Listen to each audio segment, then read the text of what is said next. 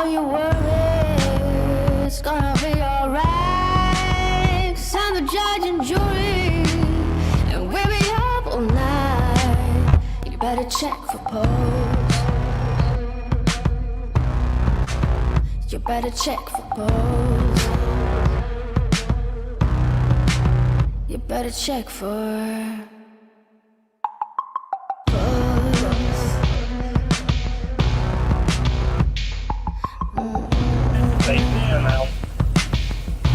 They are dead on that. all the bad things love can bring.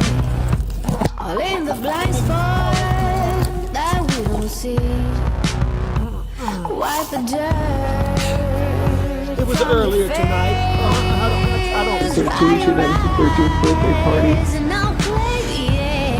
She was happy that we were all together. She wanted to walk the rest of the way.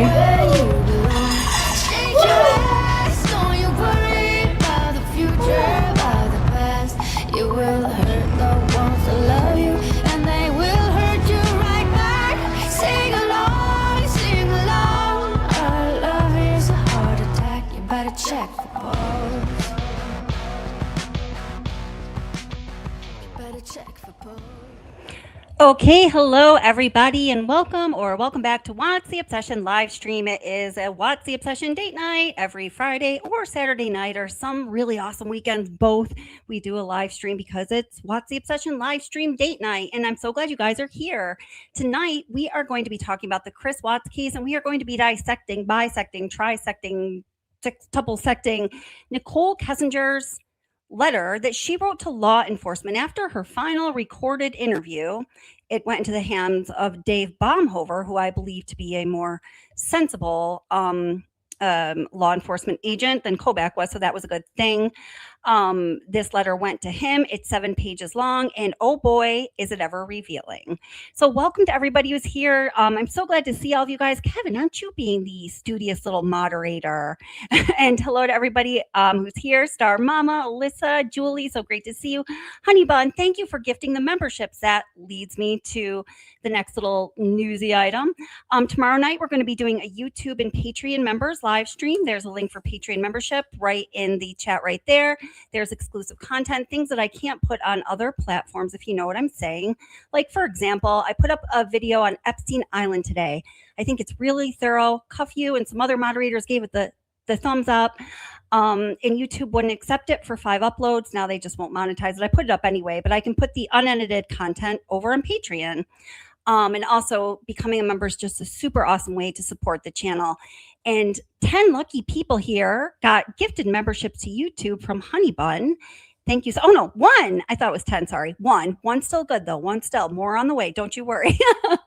And that leads me to our YouTube and Patreon members live stream, which will be tomorrow night around 9. And we're just going to have an uncensored true crime chat. And we're also going to do some true crime trivia. So it'll be fun. A fun way to end the weekend, right? And then we got Mama Cat. Welcome. Shay, it's so great to see you, sweetheart. I've been thinking about you. I hope you're doing okay. I hope you're doing good. Hey, Anaflex is one of our wonderful moderators. And Kevin wants to be a cowboy bashneck is doing an excellent moderating job, welcoming everyone in. Let me just go up a little here. I know I miss people. Hey, Edward, another one of our wonderful moderators. Oh, hey, I have a moderator plate here. Here they all are right here. So thank them for doing an awesome job. They're wonderful. You can say what you want around here. We like for people to have open discussions. The only rule is please just be respectful to the victims and their family members. Hey, Kelly Girl says, hey, everyone, I've been watching since Kelly started this channel. I never usually comment, but want to say hello to everybody. Well, it's so great to see you, and thank you so much, and for being part of the community for such a long time. Those people who are part of the community, you know, who are just kind of up in the rafters, observing, watching, taking it all in, are just as important. So thank you so much. Hey, Tommy's Girl, welcome. And I'm going to go back down to current time. So if I missed you, hey, Wings fan, please let me know, and I will try to say hello back. Hey, girl next door, how's it going? And Stephanie Lynn, how are you doing? Stephanie Lynn is the one that got the membership. I knew I saw some things turning green when Honey Bun put that up earlier. All right. So, hey, Valerie, how are you doing? Scrolling back down. Cuff, you, did I say hello to you yet? One of our wonderful moderators who, runs our Discord. Watts the Obsession has a Patreon and a Discord, so definitely go check that out as well. Cuff, you will definitely be posting a link. Interesting. Jay Evans, welcome. I think NK used scopolamine because she was a handler. I'm actually making a video right now. We know that YouTube probably won't accept it. And if they do, they definitely won't monetize it, but I'm going to put it out there anyway. Did you know that scopolamine showed up in the Epstein files? Apparently, Jeffrey Epstein was very interested in growing a plant called Angel's Trumpet. And one of the products of the plant Angel's Trumpet, which is a nightshade plant, is scopolamine. It is one of the plants that will grow scopolamine. So here, the evil worlds of Chris Watts and Nicole Kessinger and Jeffrey Epstein connect. But Jay Evans is saying that she believes that Nicole Kessinger used scopolamine, which is like a hallucinogenic. It renders people conscious. But, one of the people that I quoted in my video about Jeffrey Epstein's search for scopolamine says it's just like leading a child around. Like an adult will just become like a child. They will do anything you want. They'll be under your trance, essentially. Hey, Electra 4623, all the way from Serbia. Welcome. I don't know if we've had any Serbians say hello in the chat yet. That's so cool. Thank you. And Jay Evans says she put it in the green drinks and then told him what was going to happen. Maybe she did make him drinks, right? I personally always thought the green drinks were just like those, super greens or whatever, because she was like all like healthy and into the macros and, but you could very well be right. Okay. So without further ado, let's get into the content for tonight. So again, we're going to be looking very closely at Nicole Kessinger's 7-page letter that she submitted to law enforcement after her final interview. And I actually pre-recorded myself reading the letter, so I didn't get off track. Like I'm already doing a little bit, right? So I'm just going to start playing that part of the video, and I don't want to be redundant here. So let me just bring that in. And again, welcome to everybody who's here. Please consider hitting like. It really makes a difference. It'll get the notifications out so more of our friends can join us for the conversation, and it helps the channel, and I just appreciate it. Oh, and let's give a little shout out to our Patreon members.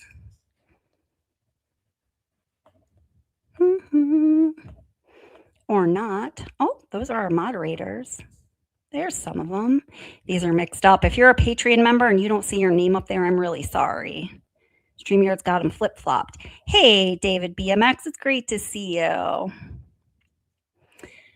I'm just interested in this conversation. Jay Evans sort of started here. She says, remember, he said it was like someone else moving his arms? Seems like a drug that MK handlers would have in their kit bag. I've been studying Masonic mind control for 2 decades. Wow, that's super interesting. Well, I definitely am so excited to hear more from you on that. That's pretty interesting stuff. Watts the Obsession True Crime. So this video is very simply going to be a reading of this 7-page letter that Nicole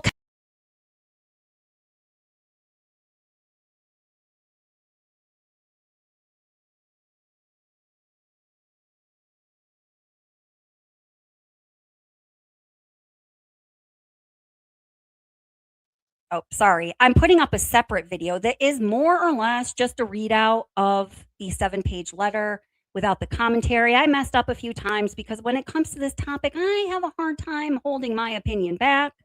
But I'll be putting that video up right after the live stream. So if you're like, wait a minute, I thought we were going to talk about this too, we're going to. I'm just playing you the pre-recorded video that I made with the idea of staying on track. Let's do it. Kessinger, Chris Watts' former mistress, wrote to law enforcement after her final interview. 80 grand, but just like money. Like everything just looked like it cost a lot of money in that house. You probably have a decent idea of how much money he makes. Yeah, and it's not enough money to pay for all that. Nicole Kessinger had 5 recorded interviews with law enforcement. One was on August 15th, 2018, and that was with the FBI. The second one was an in-person interview in which her father was present. He was also there for the FBI interview, by the way. And that was on August 16th with CBI's Kevin Kobach. She then had a phone interview with Kevin Kobach on August 17th. She had another phone interview on August 21st, and she had her final sit-down video recorded interview with Kevin Kobach on August 26th, 2018. In the final interview, sometime off camera, Kevin Kobach explained to her. Now, I do just want to go back just a tiny little bit there because I did a screenshot of, well, that's going to be hard to do, isn't it? It's hard to move the cursor just a little bit. So we're going to listen to a couple words again. Kessinger had 5 recorded interviews with law enforcement. One was on August 15th, 2018, and that was with the FBI. The second one was an in-person interview in which her father was present. He was also there for the FBI interview, by the way. And that was on August 16th with CBI's Kevin Kobach. She then had a phone interview with Kevin Kobach on August 17th. She had another phone interview on August 21st, and she had her final sit-down video recorded interview with Kevin Kobach. Okay, so right here, this text message there, I have another video out. I'll put that link in the description also. There's like 50 some pages of text messages between Nichole Kessinger and Kevin Kobach. So this is, I believe, the day before that final sit-down video recorded interview. And he says, thanks, see you tomorrow. Then she says, out of curiosity, why do I have to come in to the address, the news that broke last week? And he says, I would like to introduce you to the lead detective and cover anything else you want to talk about. Also, speak with you about witness protection and name change info. And some of you were in the live stream when about a year ago I was reading that out loud and was like, holy shit, it just smacked me in the head. I had read that many times before and it didn't really sink in. Kevin Kobach, the agent that was working with her, handling her from CBI, is saying, I want to talk to you about witness protection and name change information. Pretty interesting, don't you think? On August 26th, 2018. In the final interview, sometime off camera, Kevin Kobach explained to her that Dave Baumhover, a detective in the Frederick Police Department, was going to be her new contact person regarding this case. She then submitted this letter to him that he was in receipt of on September 5th, 2018. It says, number 1, approximately June 25th or June 26th, 2018, in person, asked Chris Watts when he and Shanann Watts had decided to separate. He told me late March, early April 2018. I asked if he still lived with her, and he told me yes. Said that when she was home, he slept in a different room, and when she was gone, he would occasionally sleep in the master bedroom, but not frequently because the bed was uncomfortable. I asked why he had decided to separate from Shanann Watts. Chris Watts told me that Shanann Watts was bossy. I asked what he meant by bossy. Chris Watts responded that she was controlling. Said that they really don't argue much, though. Said that once many years ago, he attempted to stand his ground with her and she told him to get out of my house and made him leave for a night. Chris Watts said that he tried to avoid arguments ever since then. Said that now, if him and Shanann Watts disagreed, she would make nasty comments to him and he would just ignore them. I asked if she talked like that in front of the kids. He said yes, my kids started to repeat her words, and that is why I wanted the separation. Asked him what he said to his kids when they repeated Shanann Watts' words. Now, I just want to point out that she says, yeah, the kids started talking to me poorly. They started talking to me the way that Shanann was, and it was mean. It was, belittling, and I didn't like it. And that's why I wanted a separation. In this letter, she says several times, oh yeah, Chris Watts told me this. And then he said, yeah, that's why he wanted a separation. Yeah, don't think so. Star Mama says, I think Chris Watts did a lot just to keep her from freaking out on him and the girls. Oh yeah, I do too. But I don't think he cited that as being the reason he wanted a separation per se to Nichole Kessinger, but I feel you. Chris Watts said he would tell his children that, quote, it was not nice to say that to anybody, end quote. I asked Chris Watts if Shanann Watts was bossy in front of his friends. Chris Watts said that Shanann Watts was all about appearances and all aspects of her life, and that in front of her friends, she was occasionally bossy, but she would turn it into kind of a joke so that it was more discreet. I asked him how long the communication breakdown between them had been going on. Chris Watts said 6 years, and that the last year or two were the worst. I asked him if he tried to communicate with her how it made him feel when she said mean comments to him. He tried to talk to her many times, but felt, quote, it fell on deaf ears, end quote. I asked Chris Watts if they'd attempted to go to counseling to fix their problems. He said no. Chris Watts then said that some nights she would still, currently, hang out next to the bed in the master bedroom with her and would try to talk to her, spend time with her, till she fell asleep. Chris Watts tells me the other reason he was separated is because Shanann Watts hated that he liked to work out and eat healthy. Yeah, that was the cause of the separation. Said that before they decided to separate, Shanann Watts would get mad at him if he tried to go for a run at night once the kids were in bed. Said that Shanann Watts felt it took away from time they should be spending together.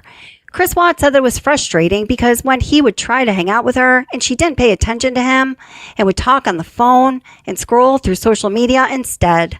Chris Watts said that many times he would try to talk to Shanann Watts and she would not acknowledge him and instead would reply with, "Were you talking to me? Because I wasn't listening to you." Chris Watts told me that Shanann Watts asked him numerous times to take pictures of them pretending to run together so that she could post it on social media, but that she wouldn't actually go for a run with him. I don't know. Now, I also do want to say we're going to pause and talk about a lot of this. I'm not just going to be reading through this letter here, but a lot of what I want to dive deeper into happens to come towards the end of the letter. Right now, she's essentially just bashing Shanann, clearly. Oh, y'all, at this point, it sounds to me like somebody is making these comments who just doesn't like Shanann Watts. Leave a comment. What do you think? Anyway, on with her notes. She said he'd start waking up early to lift weights because it was something he did every day and he didn't want his routine to interfere with his time with his kiddos. Said his health was important to him and he wished that she would have been supportive and not upset. So now we're moving on to a second date in time, and this is June 27th, 2018. I do just want to note at this juncture that her notes from the previous day, 6:25 and 6:26, 6:25, June 25th, that was the day when she, meaning Shanann, and Chris returned from San Diego, and she turned right around and got on a plane to North Carolina. That was the day that she left for the summer. And then, they were like flying fast out of the gates as soon as Shanann was on that plane to North Carolina, if even. But going back to Kessinger's notes, approximately June 27th, 2018. This is the woman that couldn't remember, 6 weeks ago, it was so long ago. All right, I'm going to stop. All right. In person, Chris Watts brings condoms to my house. One box is full and unopened. The second is a set of condoms from a partially used box. I'm glad she worded that correctly. I asked Chris Watts why he has a set of partially used condoms. Chris Watts informs me that the condoms he has are from back when he was still having sex with his wife. Told me they had been sitting in a closet collecting dust and that Shanann Watts probably didn't even know they were still there. Asked him why Shanann Watts used to use condoms. Chris Watts informed me that Shanann Watts didn't like to, quote, get messy, end quote. I was curious, so I looked up the expiration date on the condoms and noted that the unopened set expired in late 2022 and the open set expired in early 2023. I looked up the lifespan of an unopened condom and discovered it is approximately 5 years. Based on my research, I assume these condoms were manufactured in 2017 to 2018.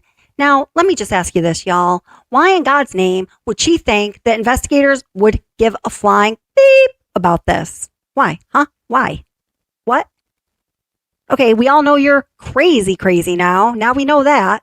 But aside from that, how is this information in any way useful? Okay, so I'm going to try to stick to my commitment. So I just have to stop at this juncture and say, if anybody needs to make a comment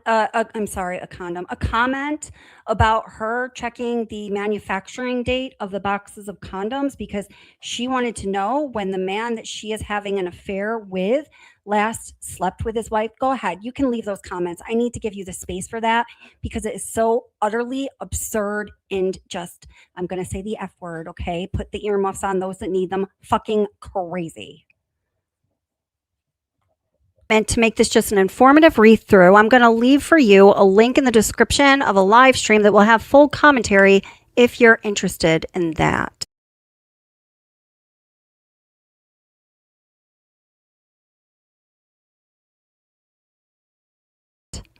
So, all right. Guess what, guys? This is a live stream I was referring to because I'm going to post this relative read through after the live stream you were just mentioned.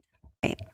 On or shortly after July 4th, 2018. Just as a side note, July 4th is Nicole Kessinger's birthday. Happy birthday. I complimented his home as being very beautiful. Chris Watts said that he had always wanted a smaller ranch-style home. Chris Watts said that Shanann Watts insisted on the big house because she liked to throw parties and make it look like they had everything. I asked him what type of parties he was referring to. Chris Watts shook his head and left to right and said, "Oh, just expensive parties." Chris Watts then tells me that they had the house built and the only part of the design he had any say in was the stonework and the paint color on the exterior of the house. And this is when we all get to think the same thing and comment about it if you like, how goddamn ugly the color of their house was when they lived in it. It was like baby diarrhea color. And that was what Chris Watts picked out. Good job. Good job, bro. Good for you. Chris Watts said his mortgage was $2,800 a month and that he was tired of being house broke. I asked why it was so expensive. Chris Watts said that about $500 of that $2,800 was homeowners insurance.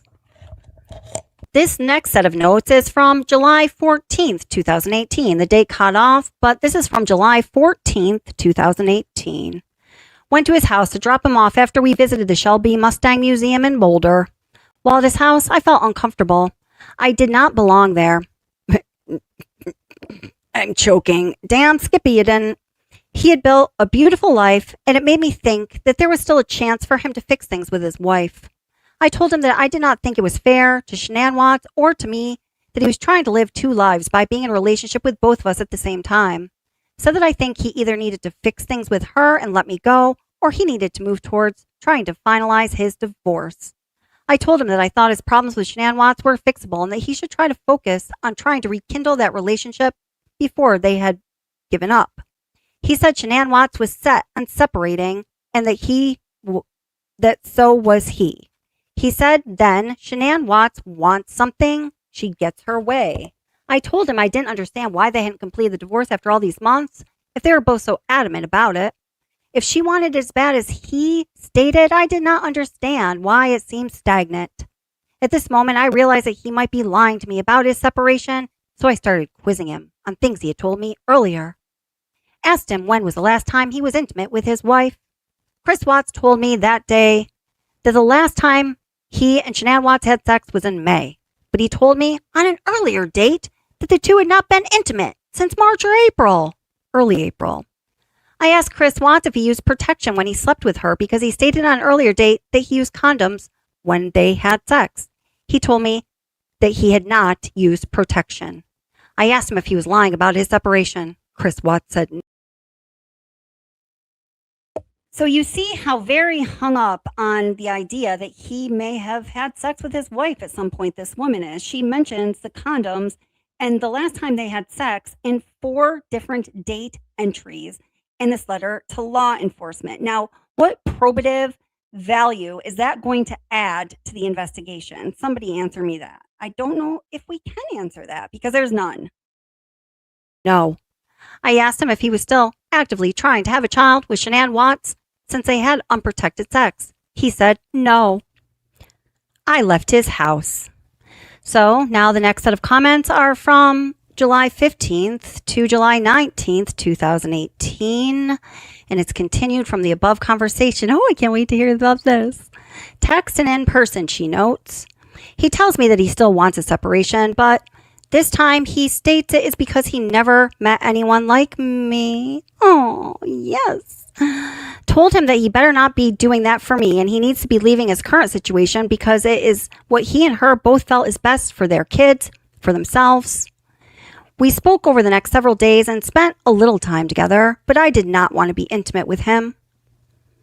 I kept telling him that I thought he really needed to fix things with her and to not worry about building a relationship with me anymore. Told him that I had been asked out on 2 dates since I had known him and that I didn't go on either one, that I was stood up. Told him that he took the respect and trust from our relationship because I felt like he was lying. Now, the next set of notes are on July 20th, 2018, and it's noted, continued from the above conversation. Here we go. In person, we attempted to have sex 4 times that evening, and he seemed mentally interested, but physically could not perform. I asked him what the problem was several times, and he kept telling me that nothing was wrong. I told him that he was quiet that day, and it seemed like he had something on his mind. I asked him if what was bothering him had to do with a conversation that had occurred the previous weekend. Chris Watts said yes, told me that initially he was mad that I'd been asked out on dates, but then felt that he couldn't be mad because that would make him a hypocrite. Said that what was really bothering him was that I kept asking him to try to fix things with Shanann. Chris Watts told me that he would attempt to try to fix things with her when he was in North Carolina and that he didn't want to talk about it anymore while he was home. The sex from then on for the rest of the relationship was greatly reduced from 3 or 4 times daily to 1 or 2 times maybe, and was not as, I think she means as, intimate when it occurred. Sex no longer happened every day. We hung out, but still, it was very frequent. All right, now we've got number 5 points of interest for law enforcement. Conversation while Chris Watts was in North Carolina.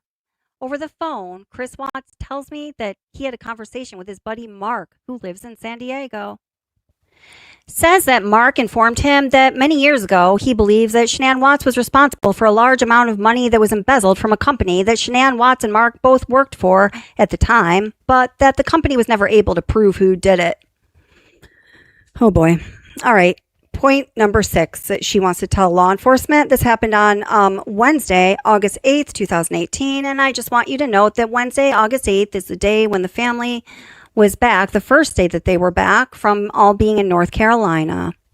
In person, Chris Watts stops by the Frederick, Colorado Toyota dealership to pick up an order of touch-up paint and windshield wipers for my vehicle after he gets off work. I pre-ordered the paint several weeks earlier. He brings them to my house sometime between 3 o'clock and 4:30 p.m. that day. Oh boy, and if you want to know a lot more about that day, you can watch that live I left in the description. Item number 7 of information she feels that law enforcement needs to know. It is compelling. It's from Saturday, August 11th, 2018. Now, this is the date of their date at the Lazy Dog. In person, Chris Watts told me he didn't have any extra money for a deposit on the apartment. I told him that apartments nowadays were so expensive for rent that the damage deposits have been fairly cheap because otherwise people can't afford move-in costs. He said every time he got paid, he just watched his bank account dwindle down. Said he wished that he had a way to prevent his disposable income from being spent. I told him that it's possible to divide paychecks into multiple bank accounts, but if he considered doing that, he would need to make sure he was responsible and that his mortgage and kids and his standard monthly bills were covered first. Told him that if Shanann Watts ever wanted child support, that he would still be required by law to show proof of that income, even if it was in a second account. I suggested that if he decide to do that, perhaps just contribute a small amount so that wouldn't impact his current living situation, but would give him a cushion for the first month's bills when he transitioned to an apartment. But that was his discretion. Now she doesn't mention anything else about that night or Sunday, the day before the murders. She's all mom, everybody's mom, about that day before the murders. But she says that on Monday, August 13th, 2008, and this is continued from the above conversation, this is the day his family is murdered. Text her phone suggested that the bank account idea again after he told me he thought Shanann Watts was gone for the night at a friend's house. Asked him if any money was missing from their bank account. So now I just want to highlight this section. This is part that we are going to do some deep diving into. She's relaying that their conversation at the Lazy Dog was around the Watts finances, Shanann taking all of the money, Chris not having enough money for a down payment on that shiny new apartment she was trying to push him into, and her suggesting ways that he could gain money for that down payment on that shiny new apartment she was trying to push him into. And then even the next day, the day of the murders, she's still following up that financial discussion they were having from Saturday, less than 36 hours before the murders, about their financial situation and obviously how to hide some of his money, as she's suggesting that he puts his money into several different accounts. Huh? And we're going to hear what she was asked the first and second time the question arose. So what'd you guys talk about at the Lazy Dog that night when you guys had a date? What'd you talk about then? It's very different. Chris Watts said no. Tuesday, August 14th. This is a day after the murders. And she says it's continued from the above conversation. Text. Chris Watts told me he opened up a second bank account so he could start saving for an apartment. Monday. And then she jumps back to Monday, August 13th, 2018. Again, this is the day of the murders. Text. Chris Watts informs me his family is gone and asked me to call him when I have a chance. When I called Chris Watts, he informed me that the cops were at his house and that he would need to call me back. I was unaware that his wife had missed a doctor's appointment, or that his kids missed school that day, or that her friend had tried to contact her and couldn't, or that he had tried to call her and didn't get a response, or that her friend stopped by the house hours earlier to check on her. I asked him why cops were there. Chris Watts informed me that Shanann Watts' friend Nicole had called them. Chris Watts says that the media are arriving. I was confused and asked him why they were there. Chris Watts tells me that Nicole called the media. I asked Chris Watts why he believed Nicole would call the cops and the media. He said Nicole wasn't being very nice to him. Informed me that she was sitting in her car on the phone with Shanann Watts' mom. Asked how Nicole knew Shanann Watts' mom. Chris Watts informed me that Nicole used to work with Shanann Watts' mom. I asked if he thought maybe Nicole was the friend that was helping Shanann Watts get away for the day. Chris Watts says no. Why would Nicole be helping Shanann Watts if she was the one who called the cops? I suggested maybe it was to throw them off the trail. He did not agree. Chris Watts asked me if he should talk to the media. I initially told him no, then suggested if he decided to speak to them, that maybe he could ask Shanann to bring back his kids. Was uncomfortable with him asking for my advice on the media, so I asked him what his friends thought he should do about the media. Chris Watts says that his friends believe that it would look bad if he didn't speak to the news and thought that he should make a statement. Over the phone on that day, I asked Chris Watts if the cops had attempted to search his friends' houses since he believed that Shanann Watts had gone to stay with a friend. He told me no, they hadn't. I asked him why not, and he told me he didn't know why they hadn't. I asked him why Nicole did not like him. He wasn't sure. I asked Chris Watts if Nicole was married and how well he knew Nicole and her husband. He informed me that he didn't know her husband hardly at all. I suggested that maybe Nicole was the one who was helping Shanann Watts to hide out from him, while Chris Watts said maybe, but he didn't really seem like he was entertaining that idea. Asked him if he thought she was with another man. Chris Watts said it was possible, but he didn't think so. I asked if he thought his family was in danger. Chris Watts said that if my kids are with her, then they're safe. Never said he was worried or concerned about his family unless I prompted the question. Looking back on everything, I'm so glad that Nicole showed up to check on her friend that day. Then again, we get a new heading for Monday, August 13th. So this must be a different topic-related situation in her mind. Well, it's over the phone. Chris Watts said his home camera shows him leaving for work at 5:15 like usual that morning. Chris Watts tells me his home alarm system notified him that at 9:10 a.m. his garage door opened, but that he never received notification on his phone that it closed again. I asked him if his garage was open when he got home from work that day, and he told me no in capital letters. I asked Chris Watts if he thought Shanann Watts left out the garage at 9:10 that morning.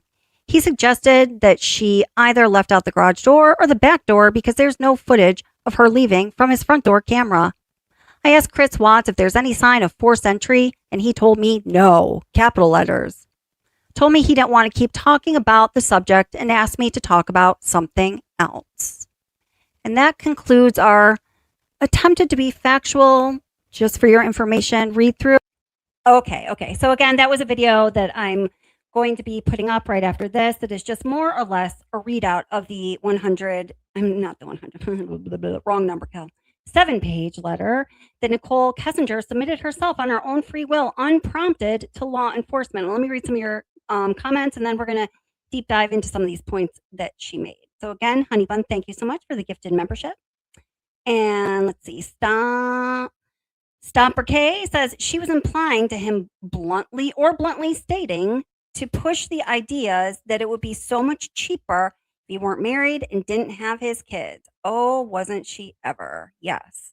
Remember when we watched the Veriscope video a few weeks ago during a live stream and reviewed it, and he said that she was using like hypnotic language, like more than just, trying to have her way with him, but do a step higher than that, using hypnotic language to get Chris Watts to do as she wished.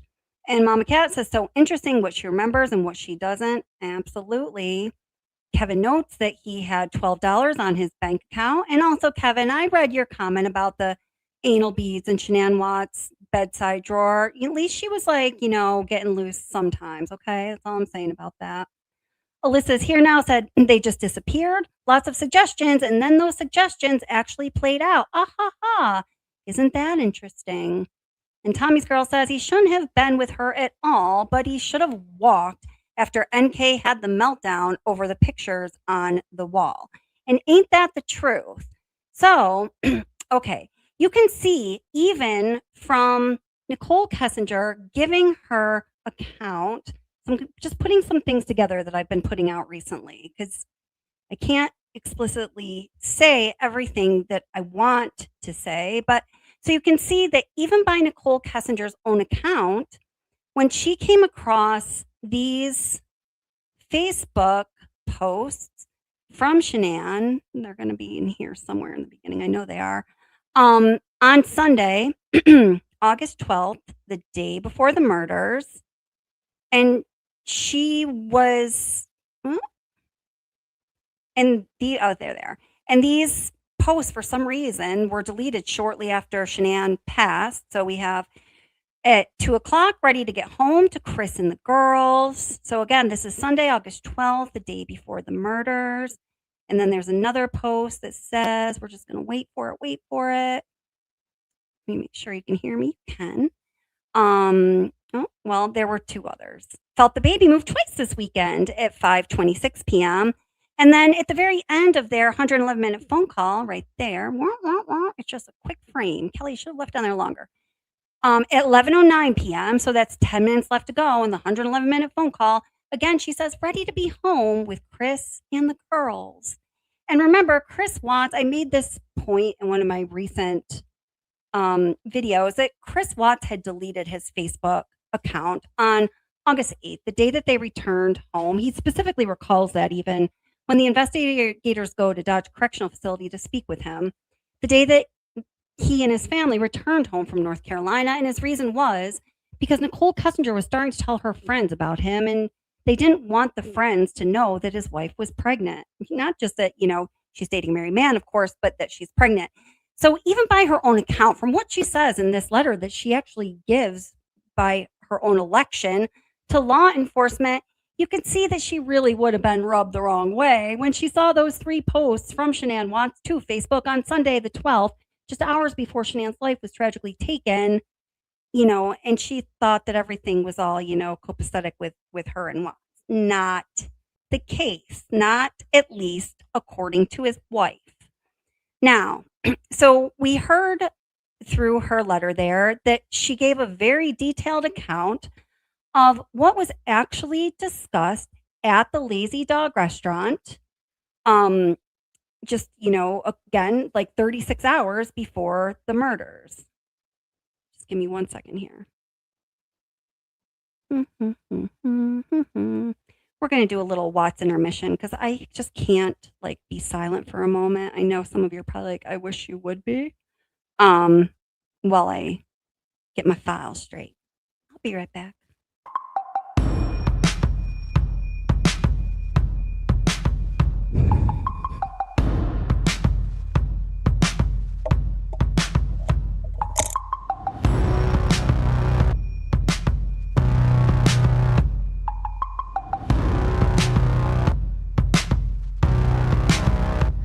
Here we go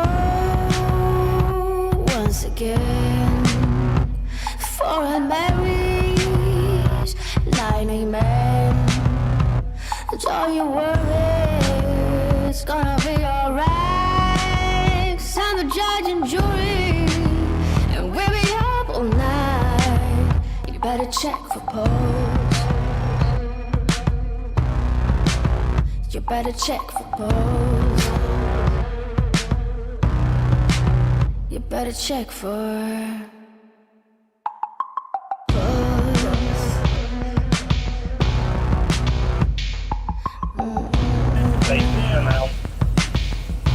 JR dead on that. all the best things love can bring. All in the blind spot that we don't see. Wipe the dirt. It was earlier tonight. I don't. So Cece, that was the 13th birthday party. She was happy that we were all together. She wanted to walk the rest of the way.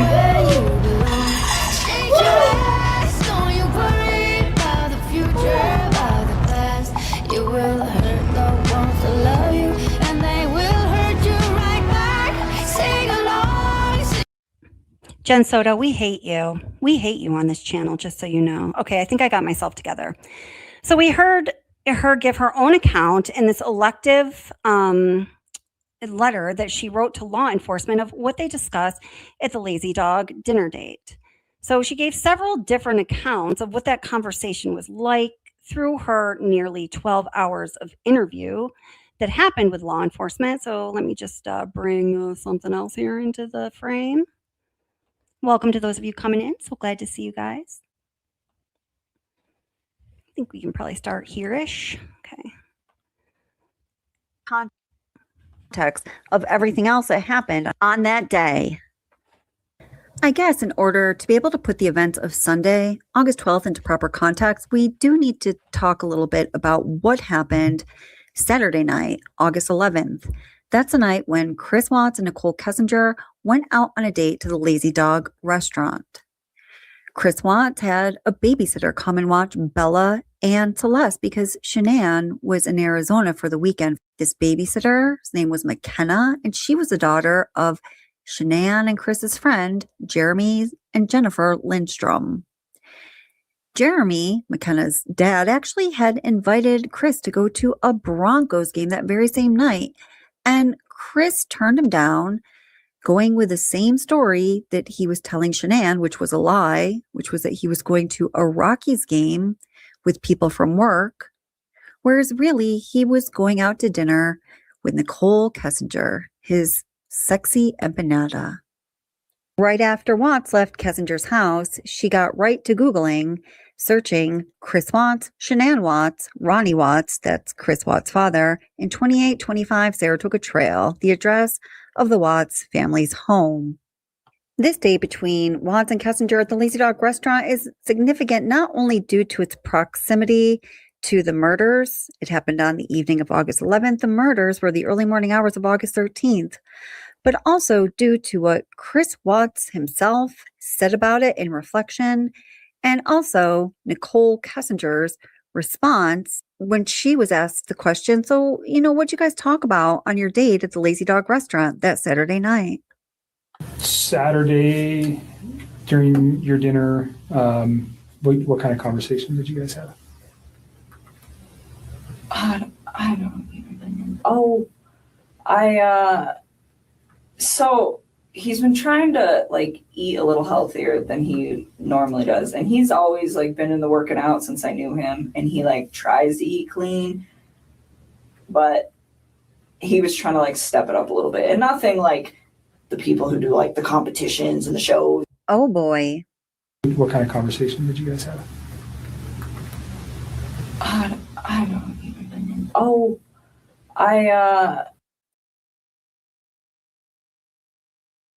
So, now that we've been watching the Veriscope channel and we're learning more about statement analysis and what someone's words mean and hesitation means and all of that, she's trying to buy herself some cognitive time, I would say, to make up something that they were going to talk about. Oh, and her go-to thing is always the macros. Oh, yeah, I was trying to lose some weight and I was like writing his macros. He was like dialing it in, that whole song and dance. So then, in a different interview at a different time, I just had that queued up here. She tells Kevin Kovac, something different. And, I hope that he's smarter than he seems just by us viewing him as spectators, I guess, while he's interviewing her. Because if he didn't catch all of this, my God, what does this man catch? And I hope this is in the right spot. We're going to find out.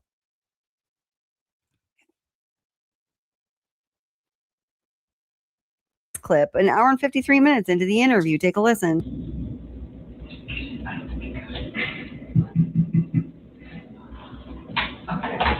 So what you're doing now, let me ask you about the text with you in Charlotte. Yes. You talk about children and he's got his own kids and that makes you kind of uncomfortable because you'd like to have your own family. Put that in context for me. Is that a fair statement? Wrong clip. Oh, okay, here we go. I got it. And this is also when she expresses no remorse for the deaths of these beautiful people, but she's feeling pretty damn bad for herself. So we get a twofer here. I've been a really good employee to those people. Everybody when I leave is pretty disappointed. This is the first time I've ever been terminated from a job. So, sometimes that can be tough to get over too. It's hard. This was like the dream job. I feel awful about all of this. Like, I wanted that for so long to get out of the oil field. I was so tired of living on oil rigs. It's such a rough life. I just want to be in the office and work in environmental for an oil company, and I finally got it, and all this happened. Well, you have that skill set now, so maybe you can move back into I that. hope so. We will see. I forgot what else I was going to ask. Are you guys, am I in trouble because I deleted his text? You're not in trouble. I didn't know what was going on at that point. So, I know does that cause questions? Of course it does. Okay, that wasn't it either. But just for the record, I've investigated this very, very thoroughly. And obstruction of justice in the way she did it, destruction of evidence in Colorado is unequivocally a felony. Give me a little fishing second here. In the house. I was spending with him at that point. About it again. Potentially. That's why I want him, or I wouldn't be asking for him. Okay, so in this portion of the interview, she talks about her trying to help Chris Watts get an apartment. I mean, she goes on and on and on about it. Clearly, herself personally, she was clearly very obsessed with it. And then there's a point where she's like, oh, yeah, I actually had sent one of those apartments to myself because I just liked it so much. And then she's like looking at it and she just stops talking. It's like the weirdest thing. It's like silence from Nicole Kessinger. Like, what the fuck is going on? You start looking out the windows, like, shutting the blinds, like looking for safe places to hide your family because something is not like right in the world, like that kind of silence from her. And he's like, oh, well, what day was that on? She's like, oh, August 11th. It's like, oh, yeah, lazy dog dinner date night. Oh, yeah, the two lazy dogs. Ah, ha, ha, ha. She's just like, yup. Because when you put it all together, what she told law enforcement in her, self-admitting 7-page letter to them about what was discussed that night, about hiding the money, about getting the money away from Shanann and into his pocket so he could have the down payment, so he could move out of their marital home with their children and their family and his wife's pregnant, by the way, and into an apartment that she picked out and probably was going to decorate just the same way Shanann did, because obviously Chris Watts does not know how to decorate anything if he picked the exterior color of that home. This is like very, very important to her, right? And she finally realizes she understands the full scope of exactly what law enforcement is going to have their hands on as far as information on their phone, or rather, I should say, what they should have had their hands on as far as information from her phone. And she knows that they're going to see portions of the conversation where not only is she trying to find him apartment so he can move out, she is helping him make a plan so he can hide money from his wife that should be for his family so she can have her way. And then, we go back to the point of, then imagine how wrong way she was rubbed when she saw those 3 Facebook posts from Shanann Watts that were just removed from the internet shortly after Shanann's horrific demise, that say, can't wait to get home to Chris and the girls. I felt the baby move twice today. And then again, I can't wait to get home to Chris and the girls, right? I mean, it paints a very, very clear picture, I do believe. I'm going to post a link to the panel here in the comments. Put my mic down. Give me a sec. Because I know some of you want to come and talk. Okay, there it is. So if anybody does want to come up and discuss, I think that would be great. Let's have a conversation. I talk at you guys too much. Just too much. Stop me. You've got to stop me. Oh, let's see. So let me read some comments here. Right. It's like leaving one McDonald's and driving 30 minutes to another McDonald's. And that it is, because I do have to tell you, let's see, our friend, oh my gosh, why can't I think of his name right now? Oh my God, I had a theme song for him. He was our moderator for a really long time. He just hasn't been on YouTube very much. Oh my gosh. Somebody who was a moderator for this channel for a long time, and myself, both, this was before I even had the channel, looked into the difference between 2 Lazy Dog locations in that part of Colorado, and if they would have a different menu or not. Because the reason that Nichole Kessinger gave for them to go to one Lazy Dog and then another was that I just didn't like the menu. I was like, I'm not going to eat this shit. I didn't like the menu. So we went to another one because I'm not going to eat. I'm going to eat my macros, but I'm not going to eat those macros. But here's the thing. The Lazy Dog at this time was in a stage of growth business-wise where there was still a really strong structure, and it very well may still be this way. I haven't looked into it recently. When a new owner of a portion of the franchise would open a location, they couldn't just do anything they wanted with a location. This is a common thing in business when people try to branch out and have multiple locations. And there is a proven formula for business success in this sector of this type, in this niche.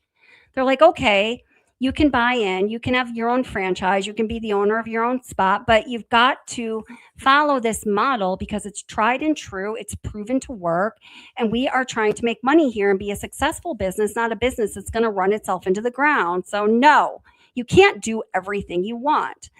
And the Lazy Dog locations in this part of Colorado at that time were at that point in their business growth where there was still a stronghold on, the blueprints for the new franchises that were to open. And the only liberties that they had in their menu, their creative liberties as far as their menu went, were for like appetizers, like tapa, like happy hour cocktails from 4 to 6 p.m. And then they were allowed to feature an appetizer or a tapas or whatever to go along with that to try to sell their drinks, to make them feel like they got a little of their own flair going on there. So Tommy's girl saying it's like leaving one McDonald's and driving 30 minutes to another. That's exactly right. And like, it's really right, Let's see. Oh, come on. Nobody's coming on panel. Guys, get brave. There's the link again. I'm going to pressure you. Let me see if I can use some of Nichole Kessinger's pressure people techniques. I'm just kidding. But you're really so super welcome. And if you didn't catch it, there's going to be a Patreon and YouTube members live stream tomorrow night around 9. And we're just going to have one of our great uncensored true crime talks about whatever you want. Watts case and otherwise, and we're going to do some true crime trivia. It should be really fun. And if you'd like to become a member of Patreon, it's also a really awesome way to support the channel. I'm going to put the link in the chat right now because it's just very helpful because YouTube has been horrible to me lately. I put up an Epstein file video I've been working on literally for months. It's about Epstein's Island. It's really dumbed down because I tried to put it up 5 times. I couldn't even put it up. I tried 3 more times and they denied monetization, but it's out there. You won't get a notification for it because that's what happens when YouTube doesn't monetize videos. It's not just that you don't get paid for it. It just doesn't even circulate. So sometimes it's just nice to be able to speak openly, you know? Oh, good. My girl, Honey Bun. Alyssa's like, somebody help her out. I feel bad for her. Hey, Honey Bun, how are you doing? I'm okay. How are you? I'm good. Always coming to the rescue when I'm floundering. You're awesome. Of course. But I wanted to tell you it's Molson Man. Molson, that's right. Molson Man. That's right. Whenever you came to chat, I said, Molson Man. I can't believe I couldn't think of his name. I swear to God, after like I don't know. I schedule my live streams right when I start to go brain dead. I just happened to rewatch a couple back in the day episodes. Yeah. And you had said that a couple times. It's really why I remembered it. Oh, gotcha. Oh, cool. Awesome. Yes, Molson Man. And Molson, I do keep in touch a little bit with Molson Man. He just hasn't been on YouTube much these days. You know, he's got a thriving career and family and all that, but we do miss him. Molson Man, come on back. Just say hello. We'd love to see you. I know. I always loved it. Yeah. And oh, Mama Cat says that happened with another creator who made an MC video that I watched. Was it Patty Productions? Because we heard about that. And I know there's others too. It's just, I mean, I really like if you watch the video, I think you're going to be like, why did they even have a problem with this compared to other material that's on YouTube right now? Oh, and I am going to put the unedited version. I did find most of it, Alyssa, on Patreon where I can put unedited things. Yeah. So, yeah. Well, what do you think about this whole Nicole Kessinger shenanigans and her? Oh, God, I can't stand her. God, her divulging how much like financial advisoryisms she was giving him at their lazy dog date. Like, seriously? There's no way. She's just throwing this out there just to sound like she was so amazing. She was the best person in the world because she did this and she suggested that and that she was the one with the good head on her shoulders, and she's a dum-dum. Yeah, she is. She's smart in some ways, but she's a dumbass in many other ways, like the ways that matter. I mean, I feel like that more people than not understand what she's doing. So, I mean, that's just dumb. And Justice A through Z, I see that you're backstage, but however, it says device is not connected. So maybe you want to bop down and come back up because I would like to hear from you. But the message, I can't let you up because it says device is not connected. So I wouldn't go anywhere. Oh, boy. Oh, it was a channel. Oh, Swoop had a problem. Oh, see, I think like Swoop is like a bigger channel. I feel like channels like Swoop don't have those problems. But even like okay, cool. I gotcha. You're there. Okay, your camera's off, but now it's on. That's interesting to know. I mean, it's just really troublesome. It's really troublesome. I haven't had I mean, I will have videos demonetized for sure all the time. But I have not had a problem even getting a video up on YouTube in like a really, really long time. That was weird. Hey, Justice A through Z, how are you doing? I'm good. Can you hear me? Yes, I can very well. Okay. How are you? How's it going? I'm doing good. Awesome. Do you have are you just being sweet and coming up here because I was begging for people to come up and talk a little bit? Oh, and you know, I always love to come up. I've just been organizing stuff while I was listening, so I wasn't as active in the chat as I normally like to be. Gotcha. And wait, just let me tell Daniel really quick that all right, there you are, Daniel. Wait, let's see. Daniel, are you there? Daniel, oh no, he's got himself. Yeah, he's got himself muted. But when you want to unmute, just unmute and speak up because I want to see if we can hear you. We see your beautiful background with a grand piano. I like that one. Nice. Jay Evans. We can see your comments. Nice digs, Daniel. Daniel, but you might want to consider moving because it appears that you live in the same house as what's that guy's name, Dave? Seeking the Truth with Dave. He used to use that background. He knows I'm kidding. Okay, so go ahead, Justice. I'm sorry, I didn't mean to interrupt you. Oh, that's okay. So yeah, I get so disgusted every time I look at that 7-page, or was it 7 pages? 7 pages. Yeah, it really is. It's like, I used to call it the H-page letter, but I was mistaken. It's really like 6 pages in a sentence. I think I have it printed out somewhere, but it's just so nauseating. I've gone over it with you a number of times, and tonight it was just as nauseating, if not more, than every other time. She's just such a monster, and it's like, it's my opinion that she's really trying to say, like, Shanann was a crazy biatch and deserved to die anyway. I mean, you know, she like pretended to go running when she didn't run, so I'm alive, that biatch, you know? I mean, it's freaking nuts. I know. I mean, the first 2 pages are strictly her bashing Shanann. I mean, it's like there's literally no investigative value in what she's saying. And let me just say really quick to Daniel, maybe hop back off and then try to come back on because it's just showing, like, I can't unmute you. It says that you've elected to be muted. But are you there, Daniel? Oh, the glory of live streams. I know. You know, we know how We it love goes, StreamYard. We love you, StreamYard bench. I've been really shopping hardcore back. for something else too. Is Danielle back? Oh, Daniel. Oh, I think he's taking our advice and hopping down and hopping back on. So we're gonna see. Because Daniel always has some really insightful things to say about this case. He is Don't he definitely though? a Watt OG. Well, and another thing that upsets me tremendously every time I pay attention to this piece of crap letter of hers is that she gave law enforcement in writing ample reason to investigate her.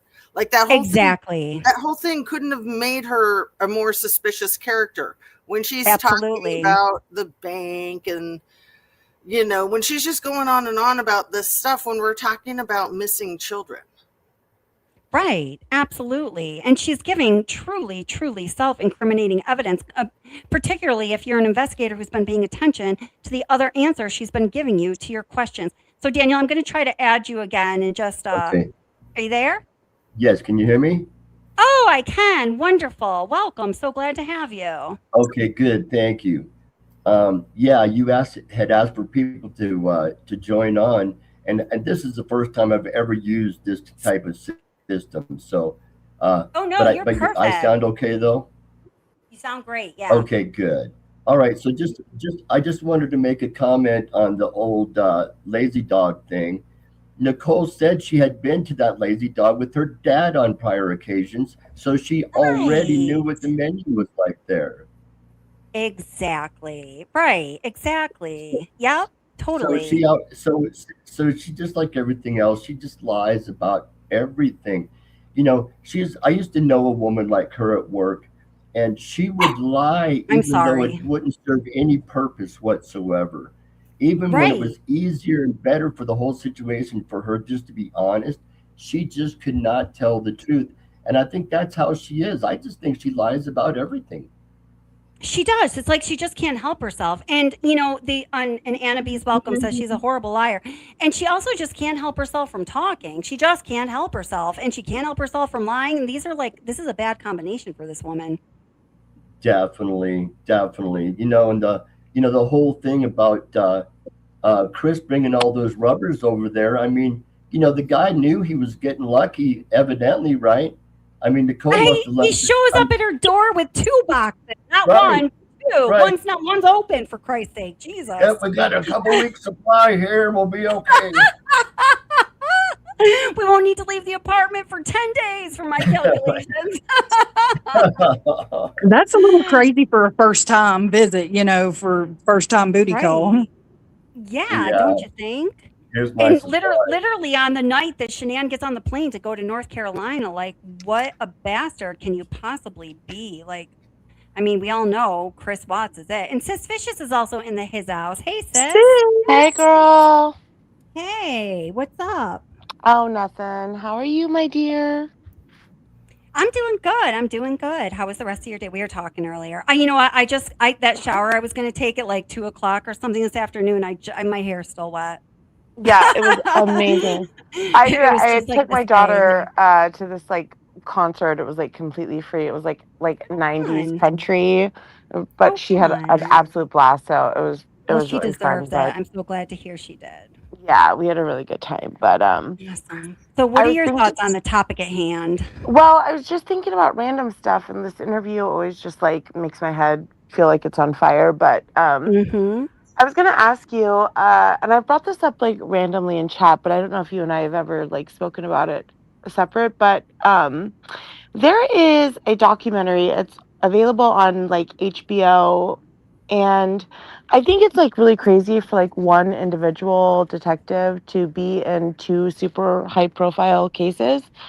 But I don't know if you've ever heard of the documentary called Love Has Won. I haven't, but did you find Kevin Kovac there? He's in that documentary, and he interviewed a bunch of the co-conspirators for, it was like a super religious like cult, and the leader ended up passing away, and so he was kind of interviewing the like co-conspirators, I guess you would say.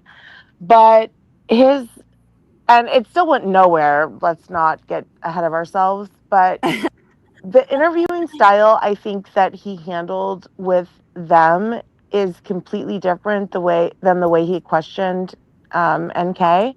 Wow, that's And really interesting. it's super interesting, and because it's so widely available, I've always meant to ask you if you ever listened and compared like the pressure and aggression that he kind of, asserted. No, but you know what I'm going to be watching tonight after this live stream now. It's Can you text me? really What's it called? Love? What's it called? it's called Love Has Won. It's on Love Has Won. Okay. yeah, it's on the Love Has Won cult. And the lady Amy, I don't know, you might have seen oh god, what was her? Amy Carlson. Okay, yeah. She had like a YouTube channel and like all these, millions and thousands of followers. It's a really weird watch. And you've probably seen pictures of her. She like completely turned herself blue, taking colloidal silver. And this doesn't have anything to do with Yeah, anything. I'm no, just I telling know who you're you, talking about. like they were deep in the cut with like in believing her that she was this god. And it was so far out there, but Well, it it's not sounds that really much. interesting, and I am super interested in like hearing Kevin Kovac's interviewing It's techniques with so anyone. And what different. what That's what's platform is this crazy. on so people can catch it? It's I know for sure it's available on HBO Max, but I don't know Okay. where else you can watch it. I think the interview by itself is available on YouTube, but it's just Okay. so vastly different than what you see in this interview with Nicole Kessinger, because Mm. yeah, and still none of the people that he interviewed ended up, going to be convicted, at least that I know of, at least when, the video came out and people were talking about it at that point. So maybe down the line, but the Okay. So wait. whole thing was just so crazy, but he was just way 10 times more assertive Can you than say what the name again? the So name it's of I it. found it. Oh, Love it's has love. love has won. Love And has now, won. for those of you that are interested in watching it, because we're going to be talking about this, it's on HBO Max. You can also get it on Hulu or through Disney Plus. But it looks as though Love Has Won might be a series, or is it just like one show? Do you It's a know? couple, I think it's like a 2 or 3, I want to say, Okay. part series. And the part that has Kevin Kovac in it is towards the end, of course, when everybody is like caught. And I would say to like understand his questioning, I would you can start there by all means, just to see the difference if that's what you're interested in. But to get all the context, I would recommend watching all the episodes. But Yeah. right off the top, knowing what we've seen from Kevin Kovac and his interviews with, and I don't even call them an interrogation, it's an interview with NK, you'll Right. be able to clearly see the differences right off the top. And it's Mhm. just so different, and it's one of those things I've always meant to bring up to you, and I've mentioned it a couple times in chat, but like it's another very, very public case. And That's super interesting. it's weird for one, Did you almost spit out your Cheerios when you heard his voice? Like, oh my God. I did. And like when I heard his name, I was like, what? Because another super high profile case like this doesn't happen that often in one CBI detective's career, right? You might get one, okay, Mm-hmm. you know, take it on the chin and go on with it. But to have like two be in Right. multiple documentaries, or that's just really super uncommon. I like spat. And Yeah. I was also shocked at the difference because he was like very, very forceful, very assertive, very in control of the interview. And you see the complete opposite Oh in the my God, I way, can't wait. yeah, in the So it way he says handled NK. We've always talked about that. Like she was leading the interview and he was just 100%. sort of, he was leading her questions to get the answer. It's like they already decided what the answers were. And he was Right. And I just think reminding and sometimes guiding that was the her. case. Right. Mm-hmm. And so for those of you who just came in, Sis Fish was, oh, honey, can you mute yourself? I'm getting some feedback. It's my snack, I think. It's my No. wrapper. It was me. It was me talking. Here, I'm just going to Okay. mute you while I'm talking. Okay. All right. I'm sorry. You know I love hearing from you. Okay. So Sis Vicious was telling us that we found some interview material with Kevin Kobach and somebody he's interviewing me through this documentary. It's called Love Is One: The Cult of Mother God. Okay. And it Can I says jump? chronicle Amy's journey from a manager at McDonald's to her position as Mother God in the Love Has Won movement. We see Amy's search for a father god, a Love Has Won devotee, arrive at the commune, live streaming daily and selling products like that colloidal silver that Sis was just talking about to fund their healing work. The cult is thriving until a newcomer arrives. And Sis Vicious thinks it towards the end, maybe in this like episode 3, where we actually hear, it says introduces Amy's daughter, Maddie, who describes her life growing up without a mother. Amy and the Love Has Won communities are kicked out of Hawaii after Amy claims to be Pete, the Hawaiian goddess of fire. Amy's health continues to deteriorate after her death. How does your health deteriorate after your death? Her followers take her body to Colorado, where the compound is raided 12 days later. I remember hearing about this now.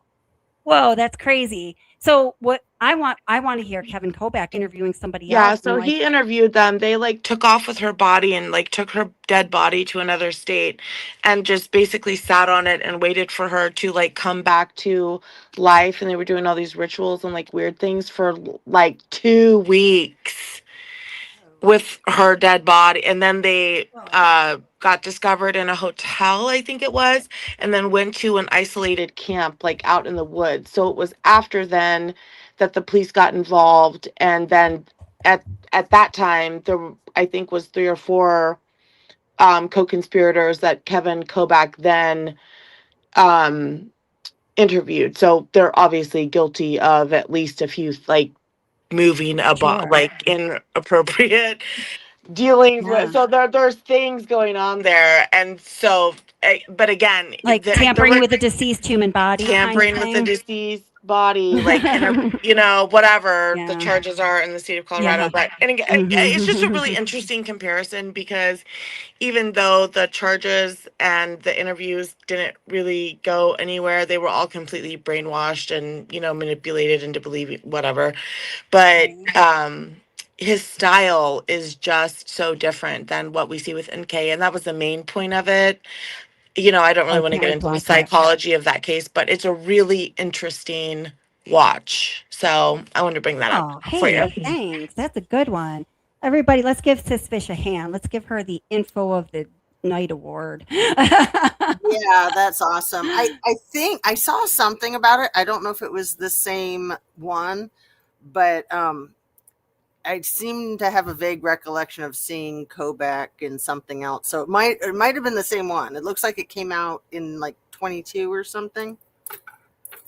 I think Kevin Kobach, I observed he had, while I was listening to the James Craig trial, he had some involvement in that, but it was like a very minor role. It wasn't like interviewing like, the Mistress or something like that, because that was in the same area, same jurisdiction, the same CBI area.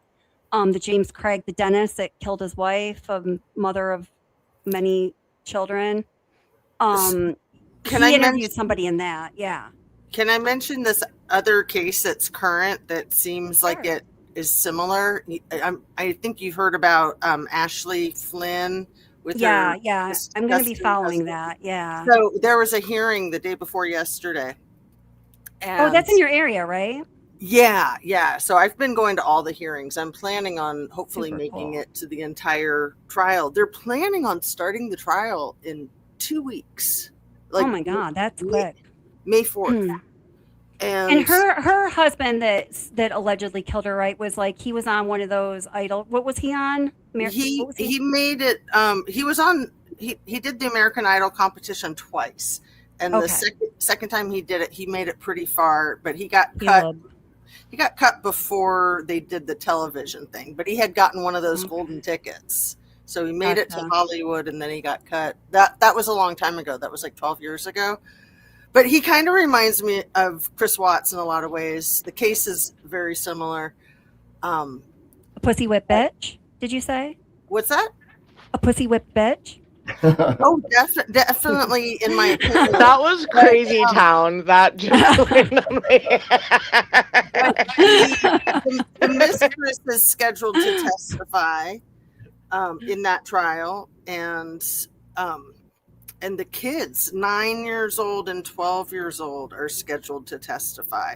Oh my God! But what I really don't understand, and I've been through a lot of court situations, and they're all so different, every single one of them.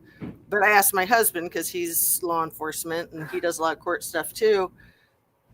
I don't understand how they have almost 200 witnesses and they're thinking that they're going to do the trial in a 2-week time period. I'm like, do they really think, like it almost sounds to me like they think that they're going to get a plea agreement, because there's no way you can go fixes in 200 witnesses. Isn't that precisely what Ann Taylor was bitching about? We have 200 witnesses. We can't do it for 5 years. Gonna need 15 more years on those 200 witnesses, right? So anyway, I just wanted to mention there are some similarities, and I don't want to go like on different path from this case. I just, from the beginning, it reminded me so much of the Watts case. Yeah, I'm definitely going to be following that one. It's very interesting. Yeah. It's really disgusting. I realized. Kelly, yes. Go ahead. Daniel. Yeah, I was going to ask you, Kelly, don't you think that, yes, can you hear me okay? I can hear you good now, yeah. Can you hear me all right? Yes. Oh, all right then. So I just wanted to ask you, don't you think there was something about this case as it relates to Nichole Kessinger, where almost from the very first time they ever interacted with her, they acted like they were going to protect her? They did, yes. I 100% agree with you. And I know a couple. Oh, wait. Go ahead. Finish your thought on that. I concur. Finish your thought on that, Daniel. Go ahead.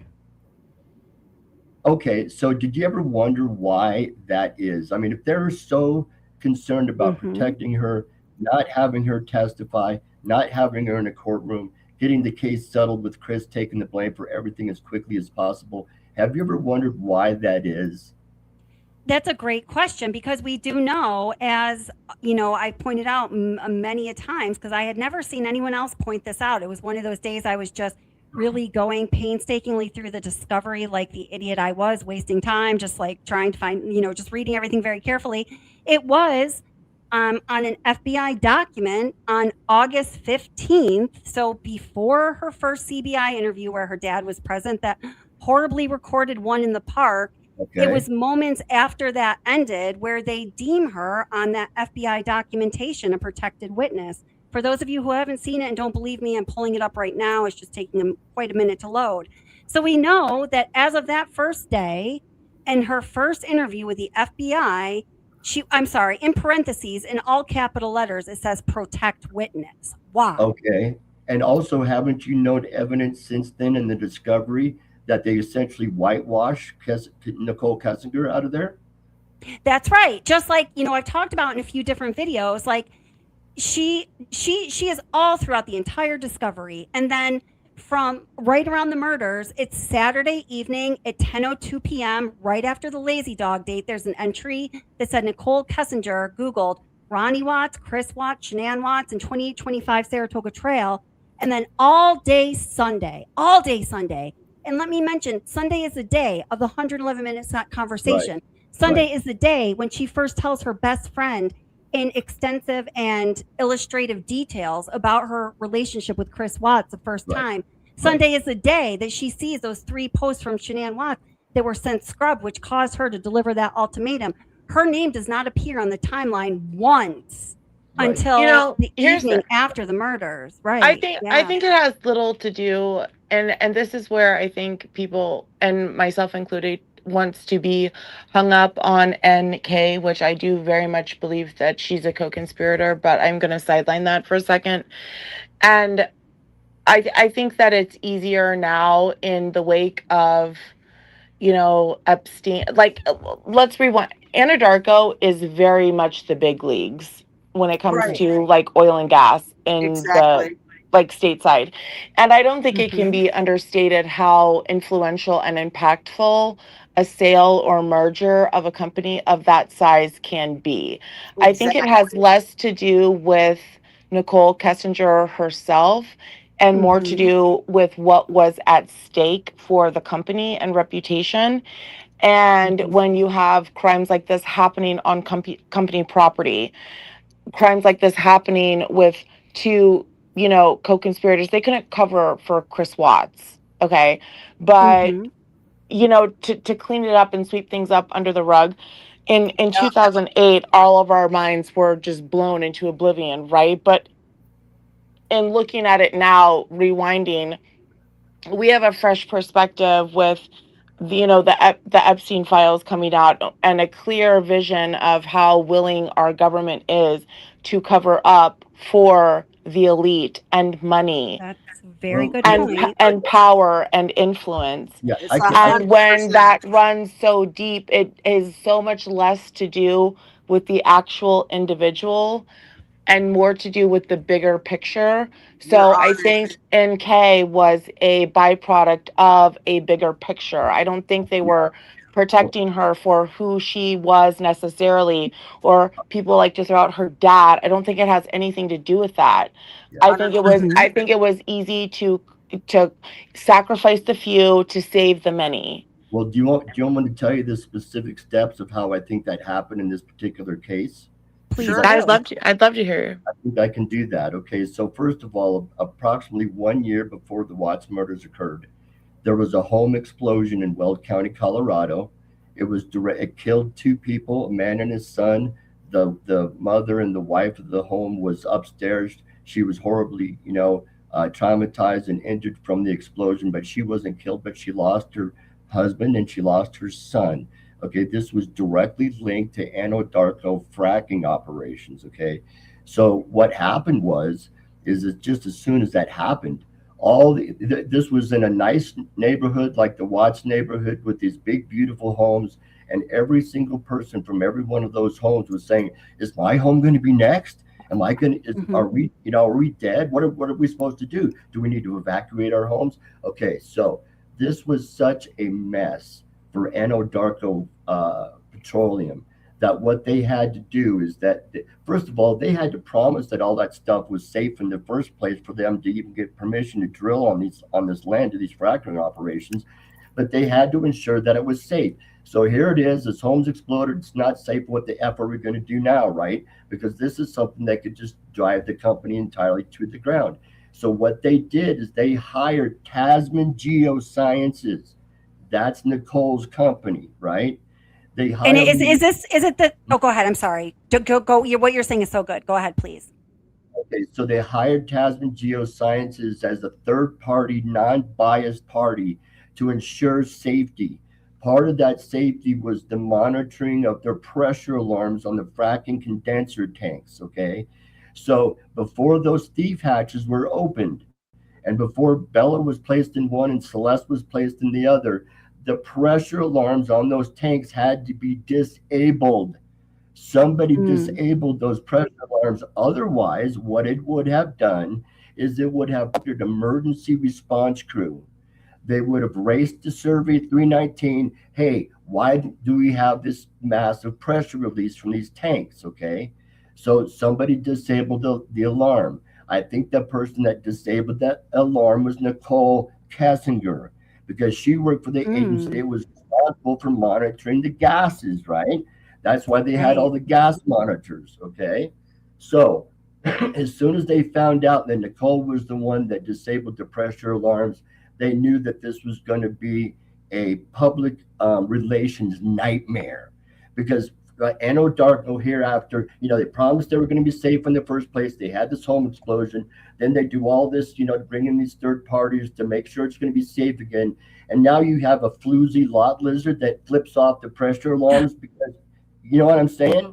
So this is going to bring this company to their knees. It was going to cost tons of people tons of money, including Weld County, because Weld County makes millions from fracking taxes. And they're like, lucky thing, we have a total bitch ass bitch for our district attorney. This is perfect. Can I interject here real quick? Floozy lot lizard. I couldn't pass that up because I don't want to forget. Can we go back to that later? Did you just make that up?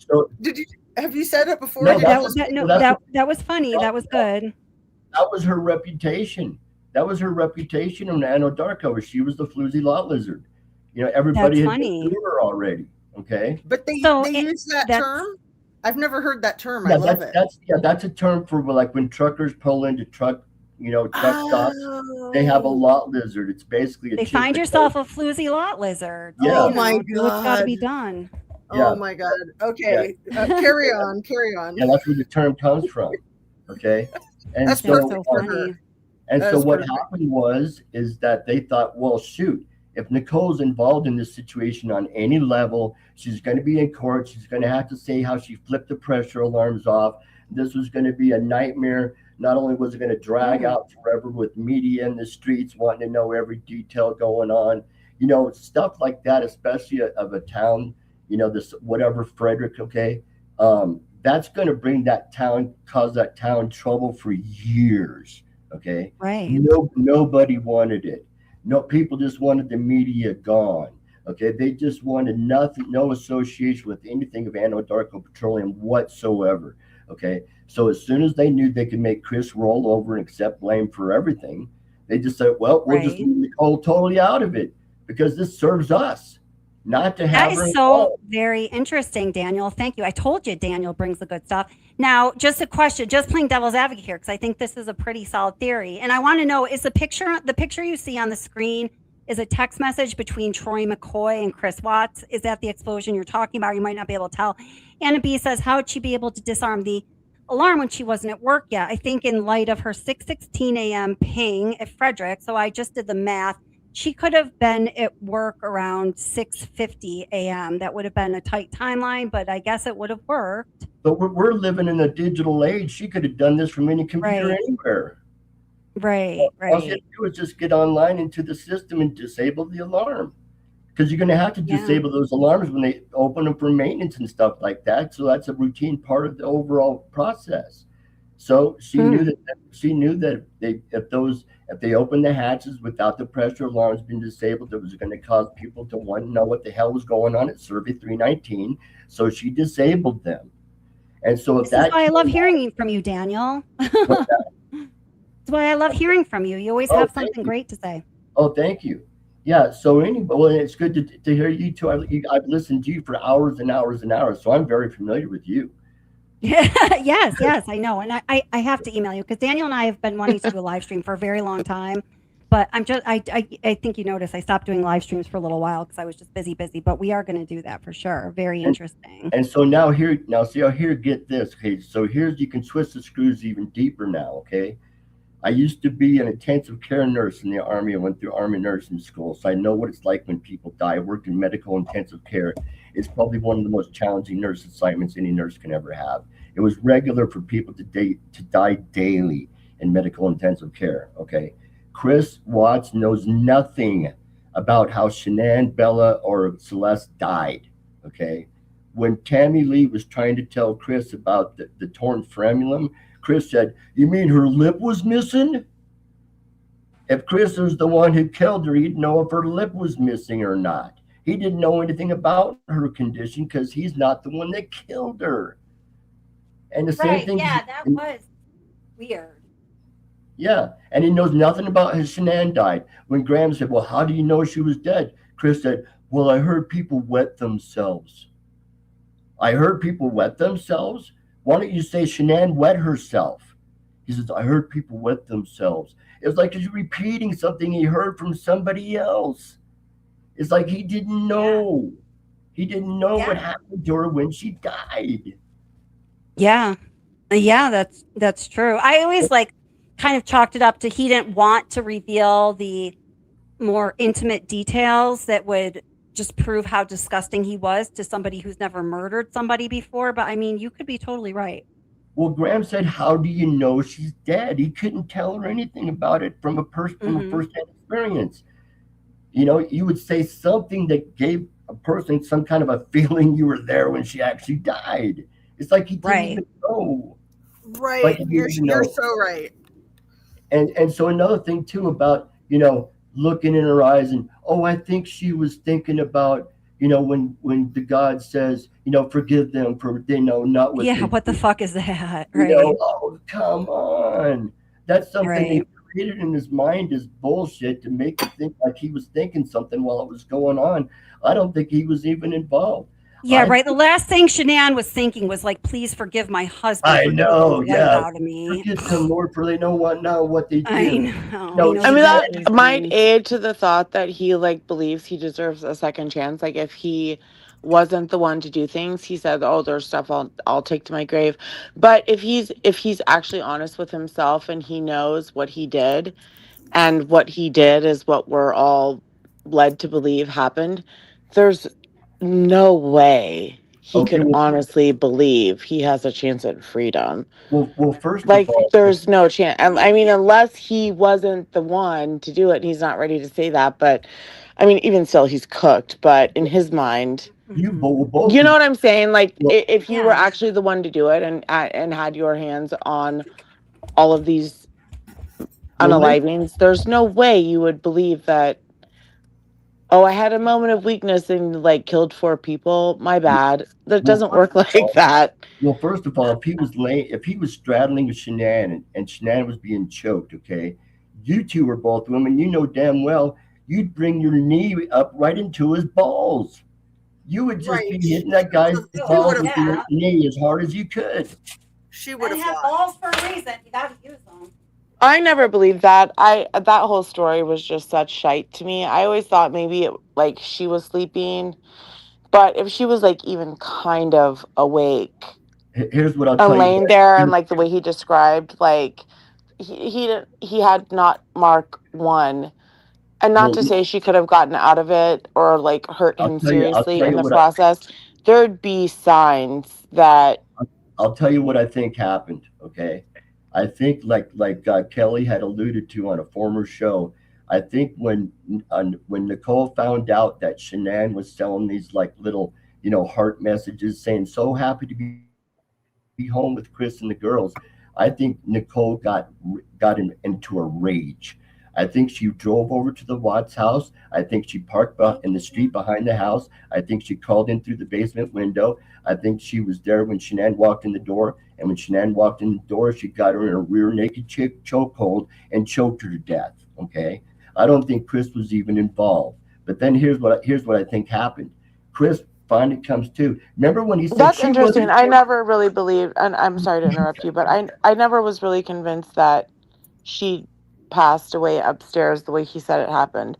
Because if he had planned it in even a smidge of a way, it would have been far easier to do it downstairs and not have to try to get her downstairs. Because we know at least one of the girls was alive He doesn't I've even know when always he how left the believed. house. I've he always doesn't believed it even was know a how blitz she attack died. the second she walked in. Yeah. Me too. Yeah. Me too. Yeah. Yeah, and so then I'll tell you what I think happened. I think what happened was the girls woke up And I think Nicole told Chris to take care of Shanann, get the sheet, get her on there, we do this. And then I think she went upstairs, and I think she's the one that killed the girls. And I think she did such a half-assed job of it that they weren't even dead by the time they got to Survey 319. Maybe Oh maybe wow! So Celeste. that's why Chris electively offers to tell Cheryl and Cadle that he did it twice, maybe thinking, well, it's just on his conscience, and that someday somebody might be able to determine that. Yeah, I don't think he killed anybody. He doesn't know how they died. And so another thing I'll tell you too is if you were to take the two into Chris has the physicality of a saint. If you watch any of the videos, anytime one of the kids nearly tip over or Dieter's in the way, he immediately jumps as if he wants to stop somebody from getting hurt. Okay, he's immediately there to stop anybody from getting injured or falling down or making sure Dieter doesn't get stepped on. He's right there. Whoa, hold on a minute. Whoa. Okay. But I tell you what, I think Nichole Kessinger is the type of person who could fly into a bloody rage and not stop for 30 minutes. One thing that did absolutely give me the ick is, even as a mother, when they asked on that phone call where we suspect he had Jesus Christ, NK, when he called her and listened in, and the officer was asking for the girl's height and weight for the missing person. She was on the other line. Yeah. And she was on the other line. Yeah. When he gives the exact weight and the exact number, it was like 39 inches. Yeah. Yeah, it was below. There's no way. Even he was right, because I fact checked that. He was exactly right, like to the letter. Yeah. And even as a mother, like, I'm so far in everything to do with my daughter. If someone asked me today how tall she is, I would say about 3.5, or about 3 foot 2 inches or whatever. There's no way I could get it down to the inch like that. And he was exactly spot on. Yeah. And in hindsight, that answer always gives me the ick, because I feel like it had to have been close in his mind measuring them. Yeah, and it just creeps me out. Do you think he might have measured them to see if they would fit in trigger warning, but to fit after the fact? The rubber Yes. bin. Yeah. Yes. I think that's a really good point. I never thought of that, but I think you're right on the money. Well, YouTube's gonna love me even more now. I'm so sorry. I don't care. But it's food for thought, and I think it's good food for thought for people in hindsight.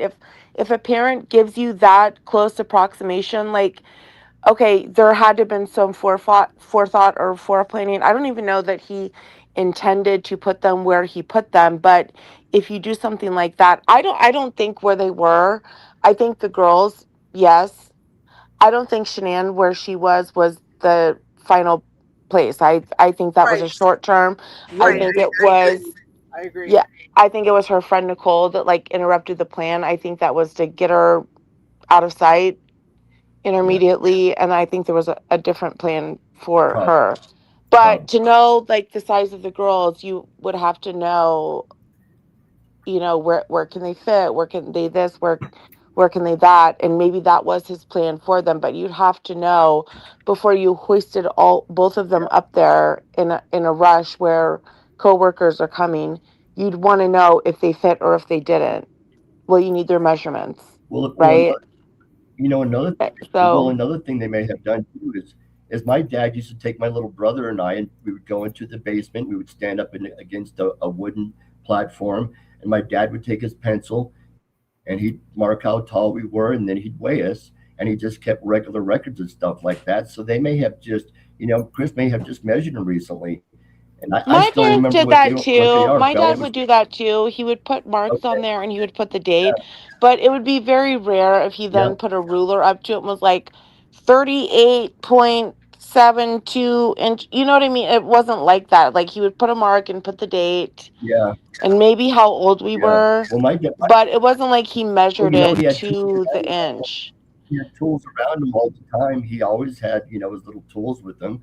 All you had to do was just stretch out the tape measure and just see how tall they were. But It when only he takes was us on the 10 phone, seconds. he gave that answer immediately. It was fresh in his mind. Yeah, Even if yeah, you did that and yeah. you're He like, may have, oh, how tall were they? Like, I would have to go back and check, like, wait, I just measured them recently. yeah, Let me go look. I had it marked. Hang on 1 second. yeah, Like, I wouldn't be able to yeah. Well, recall Chris, it on a dime. And I'm yeah. a mother, Well, Chris was somewhat. you know? Well, Chris was, yeah. Well, Chris was somewhat of a savant when it came to certain information. Like a lot of people at his workplace said, he knew everything about every site. He knew the location of everything. He always knew the proper procedures to do this or that. And he did have a type of mind that worked with numbers and figures and stuff like that, where he could remember it perfectly, just coming across at one time. And so, if he measured them the week before and they were Bella was 40 pounds, 40, But it goes without Bella was saying, the 40, girls had been gone for 40, 6 weeks. They were home for like 3 days. yeah. They went to Yeah, the no, I birthday mean, it's an party. interesting Like, point. if I highly doubt in the midst of everything that was going on, he was trying to go see his girlfriend. The girls just got home. They'd been gone for 6 weeks. I don't think that Yeah, I just don't see that happening in the time. It maybe before, but again, like, oh, I measured them 6 weeks ago. Kids that age grow so quick. I just yeah. the way Well, in he any, recalled it, I just don't believe that it happened within like yeah, the I don't previous think day he or killed two. anybody. Yeah, I don't think he killed anybody. I think they were all killed by somebody else, and I think we know who that somebody else is. I So, agree with you on that 100%. and so 100%. that just goes to show you just how much darker this story gets. I mean, so here not only did Weld County, in the interest of profit and corruption, they kept this lady from going to jail, but they have a person. I guarantee you, Chris facilitated the process. If it was my family, I didn't want somebody to kill him. Nobody would kill him. Okay, especially some crazy chick that I'm snuck in the really basement. not on the Chris committed like no murder train. Like, Yeah. I'll be honest, but Okay. Well, in any I'm event, listening to you. Like, yeah, I've always been skeptical about the girls, but like his like yeah. If participation in nothing, if I'm not anywhere yeah, close to there. if I you go, if certainly you don't think he's innocent. I mean, I yeah, think that he definitely helped have his family get killed. Well, I would just recommend if you go back and you ever listen to the interviews where he's actually describing what physically happened to them when they actually passed away. He just doesn't know anything. He's So also an idiot, though. He's a complete yeah, idiot. well, he might be in right, some ways, but in some ways he's very smart too. So right. it's He's like, kind of like a Rain Man, yeah, he basically. is kind of like that. Yeah, Yeah. yep. Wow. Lots of interesting stuff to think about. This is why I love having you guys up on panel. Such a fun time. Yeah, Now, right. Fun time. do one or both of you have a channel? Me? No. Well, our girl Justice A through Z, who just asked, I was just going to plug your channel, by the way. If the moderator could put it up or I can grab it, has a channel. And no, these guys don't, as far as I know. But anyone No, that does, I don't you know, have a you channel. do. I've never made a video, never made a single video in the whole life. Have you been I've on? always wondered. smart I've things always to wanted say. to, but every like good thing I have an idea about, I just like tell Kelly, and then I'm like, oh, I'm not interested anymore. I just absorb it all. I just tell Kelly, and then I'm like, I can lose my interest after I tell somebody. Is it Dan? Yeah, Dan? Dan or Daniel, Danny. Yeah, Have anything. you been on panels before? I have talked about it's been about other subjects, but I have been into true crime since like the late 70s. And for the bulk of my adult life, I was what they call a nervous reader. And so I would read a book about every 3 to 5 days, just, day after day, week after week, year after year. And so I literally read thousands of books on true crime. And I want to be a nervous reader.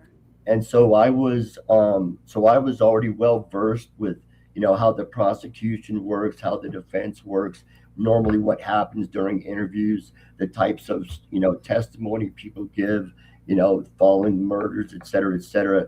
And there was so much that was just so weird and abnormal about this case from the very beginning. It was just like, this just can't be real. There's so much that we're not being told. Absolutely. And I have a question that's mostly for Kelly, but for anybody who would know, is there any information about if Shanann's family was ever given a settlement by Anadarko? No, because there's no public information. It's always been my suspicion that they were paid a pretty penny, and that's why they defend NK tooth and nail. That they were given a lot of money to shut. Well, you know what they. I do want to say I do want to be careful with what we say about Shanann's family, not just because they can cause havoc, but because I do. But they did change their tune quickly. It's true. Yeah. Well, another thing that first of all, I don't think Anna Darko had to worry about Shanann's family for any reason, so I don't think they were involved. So that's just my take on it. And you know what? If they were, let's just say they decided to help them with some media help, like help them get channels and stuff like that. For whatever they had coming to them, more power to them. I can't even imagine how horrible would ever feel to have 3 members of your family killed. So, I have nothing but good feelings towards them. Oh, absolutely. Absolutely. I just wonder why they basically protect NK, and that's what makes it logical to me. Because they get really upset when anybody. I'm always careful, and I always just refer to them as the R's. And I sent something out on Discord, and I sent it to Casey, but I saw Casey, Jesus, where am I at tonight? I sent it to Kelly, but I just saw recently that Frankie had won a lawsuit in the UK against Armchair Detective. I saw that too. In a lawsuit for defamation against his coverage of the case. And and my heart could not be more swollen for them. There's no way I could feel more sorry for what they had to have gone through.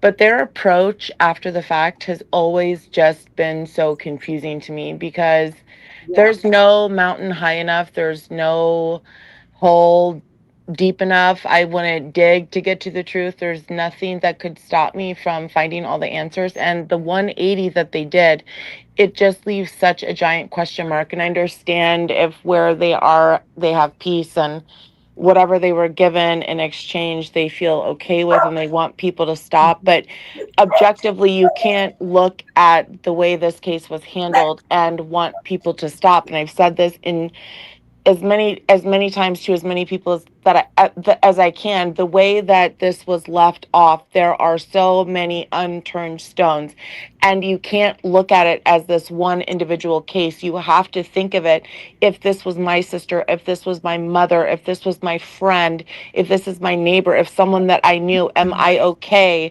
with cases like this being handled in our justice system? And it is not okay.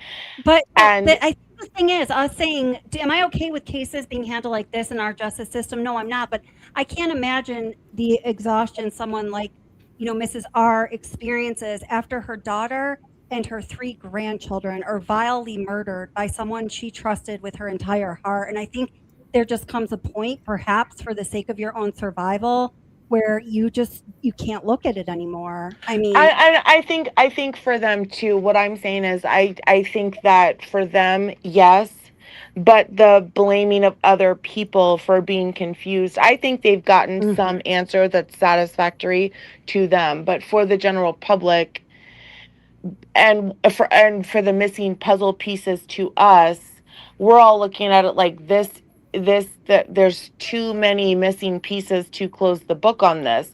And if the family's gotten answers, okay, that's fine, but you objectively can't blame people for still wondering. Right. Because it could happen at any given point. They didn't even have a confession of Chris before they closed the book on it. Like, okay, moving on. And the anger from the DA and all this, the way they talk to people, you can't look at a case like this and wonder why people still have questions. That's crazy. And the gaslighting of making us think that we're crazy for still wondering or having questions about things. Well, you should just move on.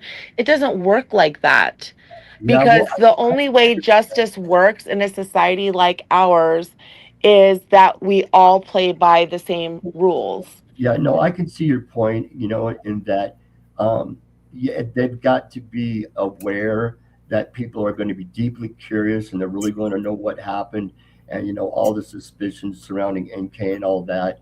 but it just may be, like Kelly said, the best way they know how to cope with it. I mean, the flip side of it is that, oh, yes, they accept, Nicole Kessinger as being, a real suspect who might have actually been the one who actually killed their family members. Then it opens up this whole Pandora's box of stuff they have to deal with all over again. And maybe they're just comfortable with the way they are with the perspective they have on it. They're just not willing to get into it any further. I just can't pass any judgment. For the sake, Well, I'm speaking out of turn here, but for the sake of channel self-preservation, there's nothing that makes me shake in my boots harder than Sandy Rusick being mad at me, honest to God. So I understand what you're saying fully, and we can talk about it somewhere else. Yeah. But I do have to shift. Yeah, so I get it. Disrespectful, but that's the truth. So somebody said, oh gosh, so I'm entertaining you. Evan said, did anyone watch the video? So we can't get your links, but I went and looked up what you're talking about. I'd really like to know if anyone else thinks Amy from Garden Up Landscaping, here she is, who did the Jimson weed video, is this Nicole Kessinger? If so, she's smirking. So let's see what our panel thinks. Do you guys think this could perhaps be Nicole Kessinger? Absolutely not. Well, that woman right there, I see the similarities, but I don't know if she'd have the little hair curl. Well, she's white and she has dark hair, so no. Yeah, that's Nicole Kessinger. But I did. I can hear the voice, so I can't tell. Oh wait, here, let me turn it up. Can I just say, capping off that, but for some reason I had it in my head that it was noxious, so I came over here to growing in Spokane, so it was kind of just in the back of my mind what this weed was. I see it a lot in Seattle, and you can actually smell it a lot in Seattle. You can't miss the smell of this weed. But for some reason, I had it in my head that it was noxious, so I came over here to deal with it myself. But in my research, I realized this is actually native to Central America, and it naturalized here in North America. And so I don't know. I might be tired, but I can hear some similarities in the voice. But I'm not going to bet the ranch that it's there. I agree. I just wanted to cap off with the, just putting full respect and positive thoughts towards the Rusick family. Absolutely, it's terrible what they went through. And you and your channel, you've always been so protective of them. And I think that's really important because they deserve to be protected. I mean, it's not like they've done anything wrong. If they took money from Anadarko, there's nothing wrong with that. There's absolutely nothing wrong with that.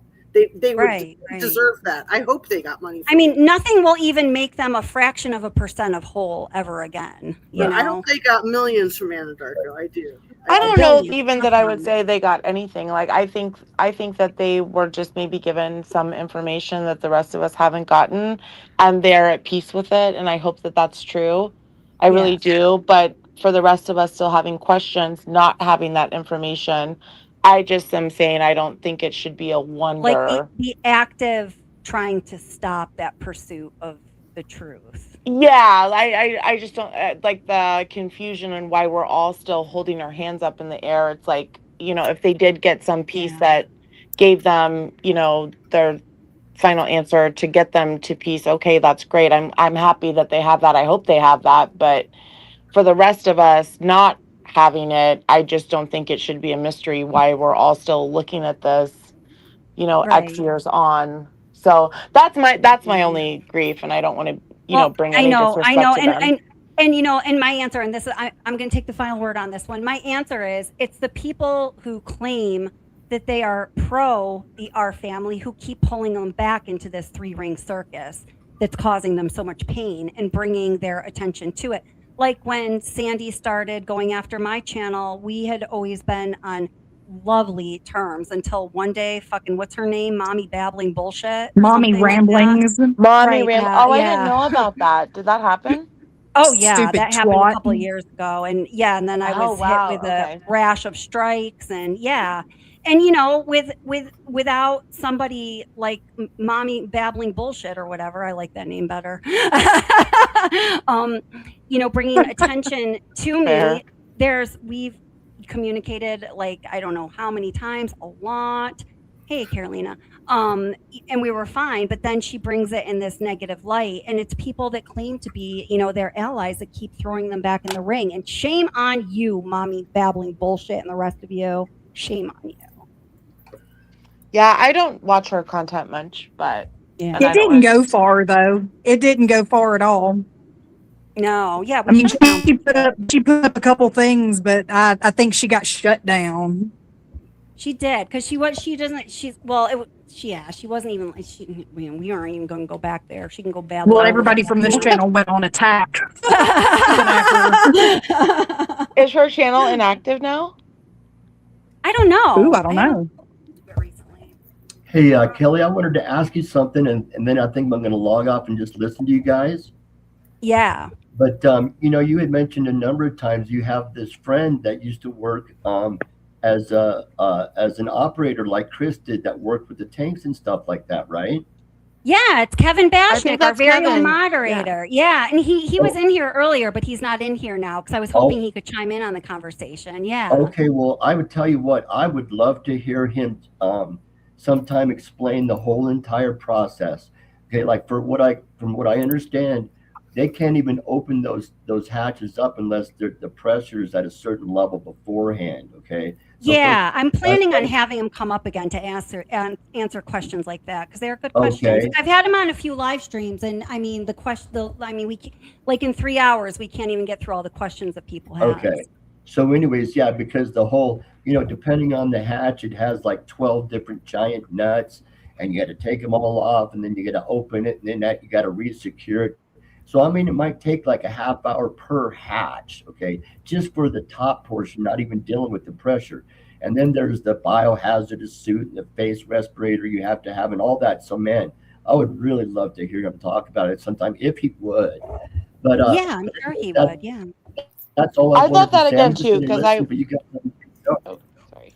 All right. And Kevin, Okay, I'm going to get at you. But take care. Yeah, thanks for coming up, Daniel. I appreciate you. And you know what? Honey Bun just came back up, so I want to hear from her. But we've been going on about 2 hours, so I've been helping my son cook steak and stuff tonight, and I still have to help him with some things. So I'm going to do that. But Honey Bun, what's going on, my girl? You got something on your mind? I do not really have anything on my mind in particular, but I'd had to dip out. Here's my light humor for every live stream that I ever come up on panel for about my dogs. I just had one pee on my head. Oh no! Yeah, I'm not sure I'm okay with this. I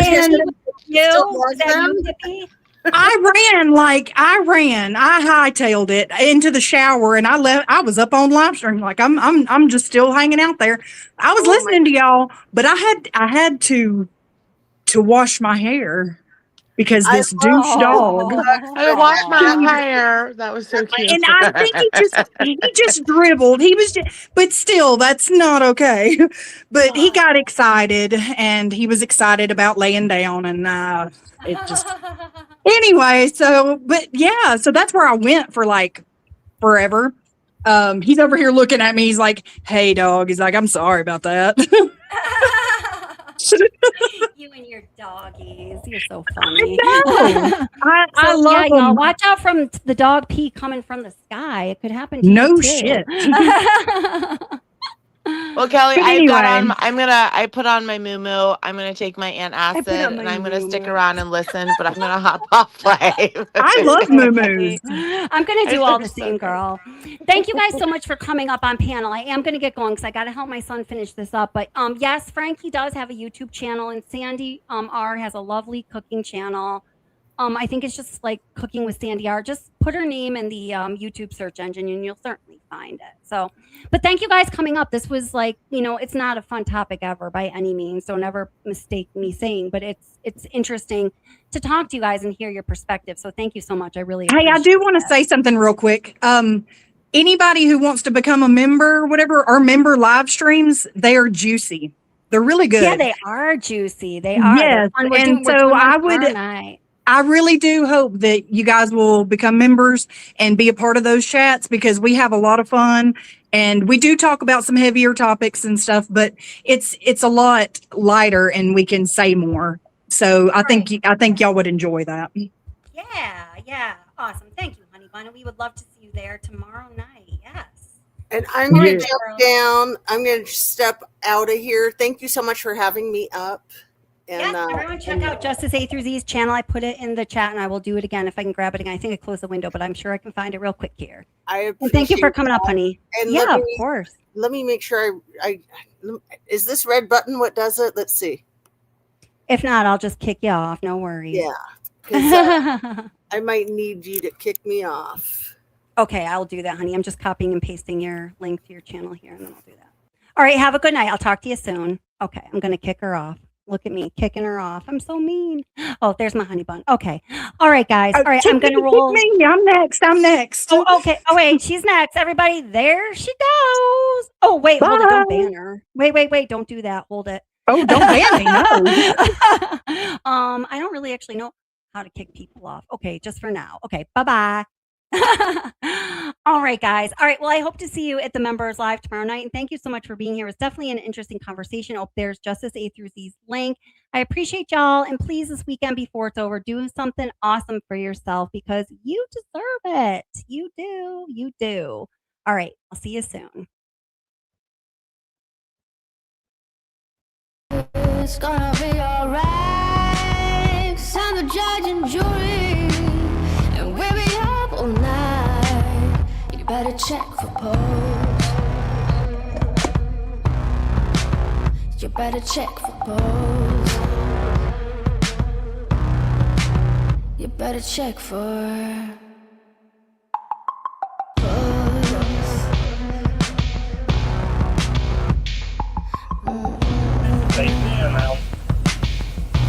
They are dead on that. all the best all in the blind spot that we don't see. Wipe the dirt. It was earlier tonight. I don't. 13th, she had his 13th birthday party. She was happy that we were all together. She wanted to walk the rest of the way.